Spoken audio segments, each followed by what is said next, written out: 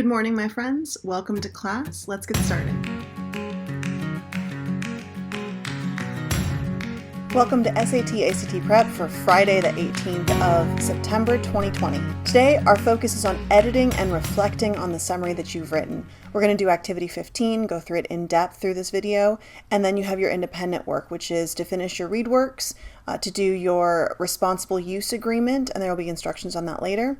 And then make sure you're checking in Canvas for your assignment scores. Everything is now updated. You should see all of the assignments we've done so far and a score. Remember, if you see a 50% or a 0, it means you didn't do it and you need to go back and do it. In activity 15, I've given you a checklist. That checklist is of all of the things you are going to check today when you edit your summary. So yesterday we edited for content. You worked with a partner to revise your summary and to look at the ideas. Today you're going to look at just the words, the mechanics, the language. So let's go through each step of this checklist so that you know exactly how to do it. First, you're going to read your summary out loud so you can hear the errors. It is so much easier when you read your writing out loud to hear the mistakes. You could also ask a sibling or parent or friend to do it for you. You could do this even with a classmate over a Google Hangout. Then you're going to focus on individual words and sentences rather than the meaning. So you're looking just at the word level and the sentence level to make sure it's all correct. You can take a sheet of paper up over your screen and uncover the lines line by line, or you can print it out and use a piece of paper and just do it the old-fashioned way. You can also, again, use a stylus or your finger or a pencil to touch each word as you read. That will force you to slow down and notice the mistakes. So again, you've looked for overall meaning, now you're looking word by word. You could also try reading it backwards. Sometimes starting with the last sentence and reading that and then working your way up helps your brain focus on just the words rather than the overall meaning.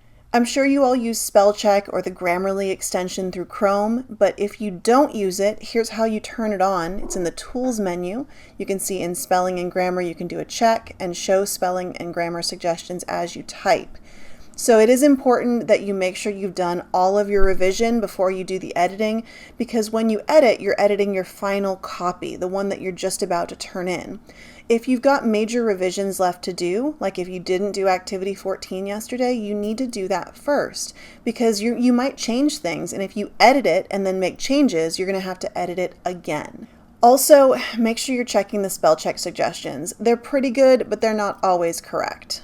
Now the basic stuff. You guys have done a module on capitalization in Quill, so make sure that you've capitalized your name when you put it on the paper, as well as the author's name, Jeff Colvin. You've spelled his name correctly. You've capitalized the title of his article the same way you see it in the original article, and the magazine where his article was published, as well as dates like October when you use that in your first sentence. So I will hold you accountable for all of those things you learned in the capitalization unit. Second, make sure that the title of the article is in quotation marks. It is a short piece, so it goes in quotation marks rather than underlined. So also the magazine where he published it, Fortune magazine, should be in italics. Next, if you've used his words from the article, you need to make sure they are in quotation marks. However, you really should not be using many of his words in the article. You should be paraphrasing and putting them into your own words. So as you're reading through this time, look for places where you've used more than 4 words from the original article, and make sure you fix that by putting it into your own words. Sometimes rearranging the words helps. Sometimes thinking of other words that mean the same helps. Sometimes just switching things up entirely and asking yourself, what is he saying here? And then putting it in your own words in your head and jotting that down. So again, make sure it is in your own words, or if you've used his words, you put it in quotation marks. And again, if you don't do one of those things, it's called plagiarism, it is cheating, and you cannot do that. So if you copy and pasted from the article at all, you need to fix those in this process. Now you're going to go through all those steps, make sure you've done all of those things, and where you are going to do this is in activity 15. So there's a place down here on activity 15 for you to paste your summary. Now hopefully yesterday you have it in activity 14, you made some changes with your partner, so you should take that in whatever form it's in and bring it here so you can do your editing in this document, and this will be your final draft. When you've done that and you've gone through the checklist, you have one last part, which is the reflection assignment. There's 6 questions. What was difficult about this? What was difficult about writing? What was easy about it? What did you learn about writing a summary? What do you think your strengths are in this? And you can add a comment specifically on the sentence you think is the strongest. And that helps me know that you understand your own writing, and it helps me see where you think your strengths are. And then on the same token, what are your weaknesses? Is there a part in your summary that you really think you need help with from me before I score it? And then finally, what did you learn from this assignment about your own reading and writing process? So through all the steps that we did, all the 15 activities leading up to today, what did you learn about your ability to read and write and yourself as a learner? So you're going to answer those at the bottom of the document. Now, the responsible use agreement, we've spoken about this briefly before. This is what you would normally complete in school. What's really important is that because you are virtual, you have to complete this by October 12th, or your account will be locked and you'll have no way to do your schoolwork. I'm putting a video at the end of this video from our instructional technology people to tell you how to do that. Now, you may have already done this, and you probably have been bothered by all of your teachers to do this as well. So again, once you've done it once, you're set. Just make sure you have done it by October 12th. Your independent work for today is to do activity 15 in Google Classroom. We're going to take the retest on your prefixes. So if you didn't take it last Friday, if you were absent, if you just weren't able to take it because of technology glitches, or if you didn't like your score, this is your chance to take it again after the video is over.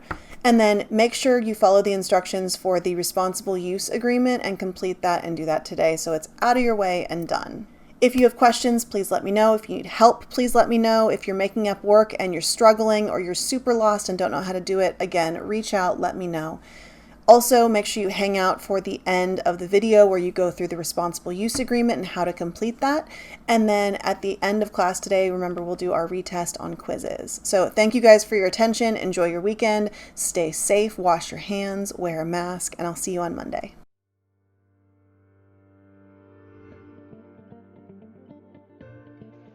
The first thing you need to do is sign into your Chromebook. Once you sign in, you will need to accept the responsible use agreement. Select your language, move through and read the terms of service. Once you've done that, click at the bottom and accept, then submit the form.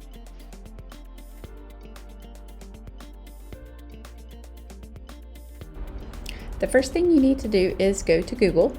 And if you notice over here, you have a profile picture already here. This may be a personal account from an adult or somebody else, but what you need to do is make sure that you are signed into the Chrome browser. Notice when I click right here, it's telling me that sync is on. If it is not, if it says sync is paused or not on, you need to do your sync. And I see the profile picture. If it's not the student, you are going to need to go to add a new account. And notice this is Google Chrome. We've got to sign into Chrome, not just Gmail or Drive. So then I would add the student's name. They could pick a little icon and then click add. And then it's going to bring me into this. You're already a Chrome user because of the GCS. So you will click sign in. You will add your information here, and you will need to link your data. And what this is so if you're on a Chromebook or if you're on another device, it links the data for you. So you will click link data, and then you're going to want to turn on sync.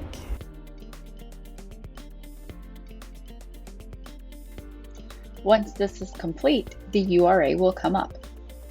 Select your language, move through and read the terms of service. Once you've done that, click at the bottom and accept, then submit the form.